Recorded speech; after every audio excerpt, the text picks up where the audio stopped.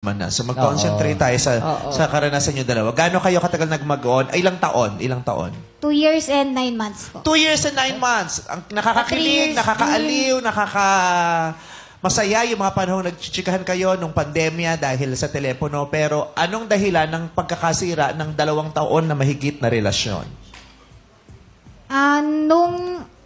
Naging LDR din po kami talaga. Nasaan Tapos ka napunta nun? Sa Daet po. Na-assign po ako sa Daet. So, Tapos siya ay nasaan? sa Legazpi po. So, yun po talaga, hindi na kami talaga nagkikita po. Kahit connection, hindi na rin po. Kahit sa phone wala na? Opo, kasi Bakit? hindi na po kasi siya nagre-reply. Hindi rin po sumasagot ng... Dumisconnect sa'yo si Morris nung ikaw ay napunta ng Daet. Totoo ba yun, Morris? Actually, nagre-reply ako, pero maikli lang po talaga. Gawa ng nadagdagan yung pinagkakabisihan sa buhay.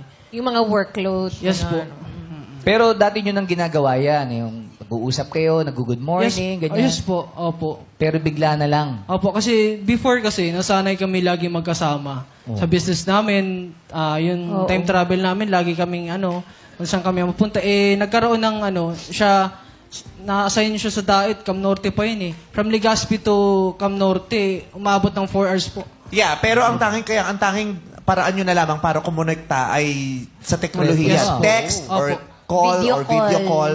Pero hindi, sabi mo nga, hindi ka na masyadong nagre-reply. Kung magre-reply ka, maigsi na lang. Opo. So, hindi dahil sa kabisihan. Kasi may busy ka, pero may time kang mag-reply, pero maigsi. Bakit Opo. ganon? May mas malalim bang dahilan? Hindi to time. Pag nagre-reply po kasi ako ng maikli, nagagalit siya. Hindi, bakit ka nga kasi nagre-reply na maigsi? Wala ka nang Kasi gana? po hands-on po ako sa business ko kasi kaka-lunch ko lang po ng traditional po. Yung mga pre-love na sapatos po. Parang Opo. dagdag na Wala. bagong negosyo. Opo. Hindi po ako kumuha ng manpower, gawa ng So, puro ikaw. Opo, ako lang po. Na-explain mo naman kay Daphne. Nasabi ko naman po sa kanya yun, tsaka sinasabi ko na pinagpaplanuhan ko yung future natin. Hindi lang to para sa ngayon. So, at that point, hindi si Daphne ang priority mo. Ah, Ang priority mo at that point is your business. yes po. Oh, yun. Kasi nangyayari talaga yan eh. Kahit malalim na yung relasyon nyo, matagal na kayo magjowa, darating ang panahon na hindi mo na ikaw ang priority ko. Pero it doesn't mean na hindi na kita mahal. Oo. Parang yung mag-asawa, nagkaroon sila ng anak.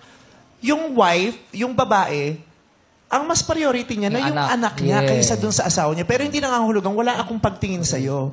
Diba? Pero yun, katanggap-tanggap niya. Paano kunyari, may business kayo mag-asawa kayo, may business kayo, ngarag yung business. Lahat ng your time, attention, and energy napupunta dun sa business kasi ngarag siya. So, ang priority niya at that point, yung business, negosyo. hindi dahil sa hindi na kita mahal. Tama ba yung sinasabi ko o Yes hindi po. mo na siya mahal talaga nun? Tama po yung sinabi niyo po.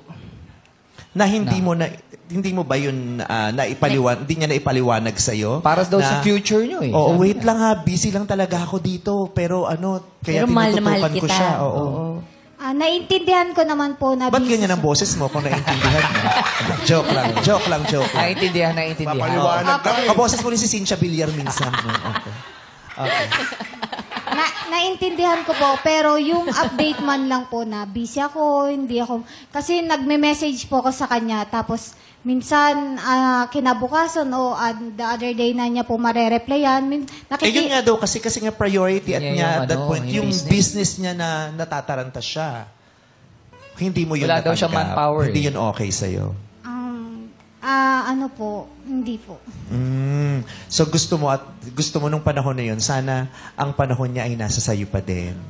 Hindi naman po. Yung konting time lang din naman po sana. Kasi minsan, syempre, kailangan ko din po ng...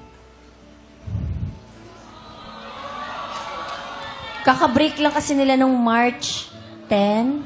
Tama ba, Maurice? Yes po. Last month, Sabihin mo last sa month kanya, lang. ano yung nararamdaman mo nun? Parang, nung panahon na yun, kailangan mo din siya dahil...